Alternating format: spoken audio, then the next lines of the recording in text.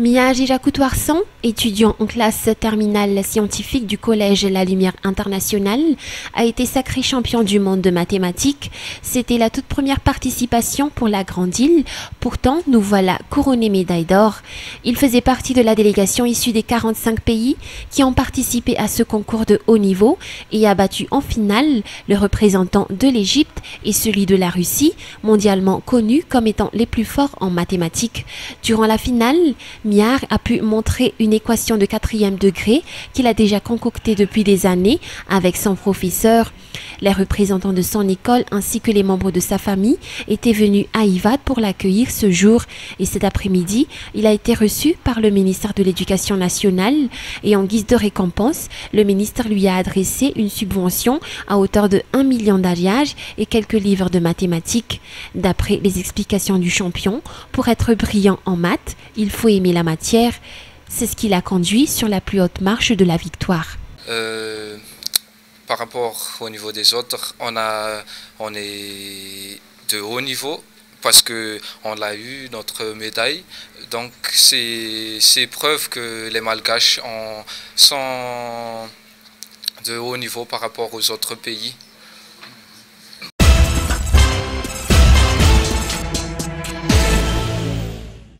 Le métier de vétérinaire est une profession inhabituelle dans la Grande Île. Il ne couvre pas non plus tout le territoire car presque la plupart des vétérinaires malagasy sont regroupés dans la capitale et dans les grandes villes. Madagascar ne dispose que 300 vétérinaires opérationnels alors que l'on a besoin d'environ 750 jusqu'à 800 vétérinaires pour couvrir toute l'étendue nationale. Les vétérinaires s'occupent également des êtres humains du fait du rapport entre l'homme et les animaux. Certaines maladies peuvent être par exemple transmissibles par l'homme à l'animal ou encore certaines maladies transmissibles par les animaux à l'homme. Ce sont eux qui effectuent également le contrôle et l'inspection alimentaire telles les viandes qui seront consommées par l'être humain.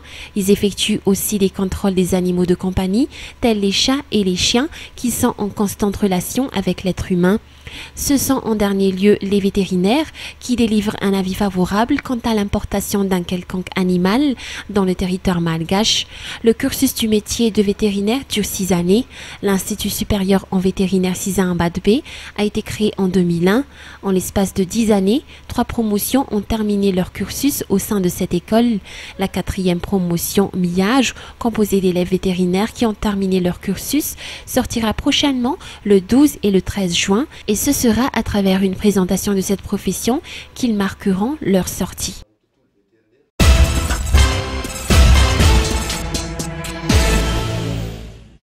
Blue Line TV a été lancé sur le marché, produit regroupant sur une même télécommande les 4 chaînes nationales et internationales offertes par Blue Line.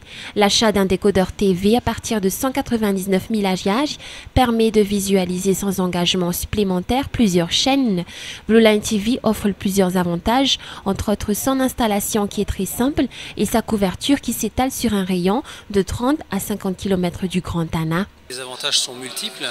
D'une part, vous avez l'avantage d'avoir un décodeur qui est extrêmement bon marché, qui est proposé à un prix de 199 000 arrières, hors promotion, et qui est le moins cher du marché actuellement. Deuxième avantage, il n'y a pas besoin d'installation particulière pour recevoir le Blue Line TV. C'est une installation UHF standard qui fonctionne. C'est-à-dire que si vous recevez aujourd'hui la TVM, la Viva Télé, eh bien vous recevrez avec la même antenne, la même installation, vous recevrez Blue Line Télé. Ça c'est très important. Il y a juste le décodeur à brancher sur votre installation, sur votre antenne et sur votre télévision. Et troisième avantage, le bouquet de base, le bouquet Access, qui sera composé de toutes les chaînes malgaches et de 4 chaînes internationales, sera 100% gratuit. Toutes les chaînes proposées sont gratuites jusqu'au 31 juillet, c'est une offre découverte. Ça permet aux gens de regarder les contenus, de choisir. À partir du 31 juillet, à partir du 1er août, ils pourront choisir entre différents packs, sachant que le premier pack restera un pack gratuit.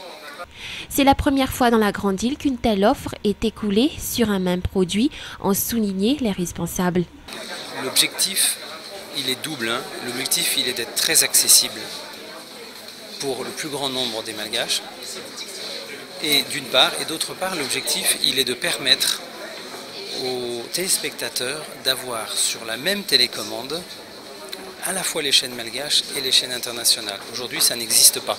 Vous devez avoir 2 télécommandes, vous devez avoir 2 décodeurs, et donc soit vous regardez les unes, soit vous regardez les autres, vous passez difficilement de l'une à l'autre. Aujourd'hui, c'est la première fois que sur une même télécommande, vous avez les 4 premières chaînes qui sont des chaînes locales et les autres des chaînes qui sont les chaînes internationales sur la même télécommande. Quant au tarif de ce tout nouveau produit Blue Line TV, toujours selon les responsables auprès de la société Blue Line, des offres sont accessibles à partir de 10 000 $ par mois.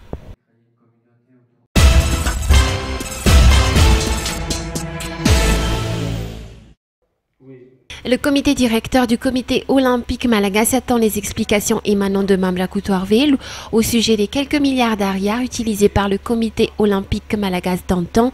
Selon les explications fournies par les responsables, cette somme d'argent était censée être distribuée aux autres fédérations sportives.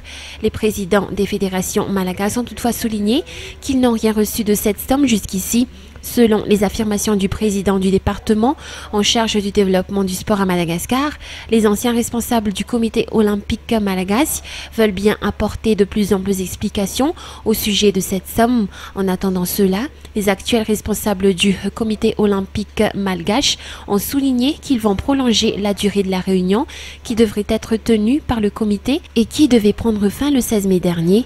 Leur prochain objectif serait maintenant de redorer le blason de nos futurs champions dans toutes les disciplines sportives.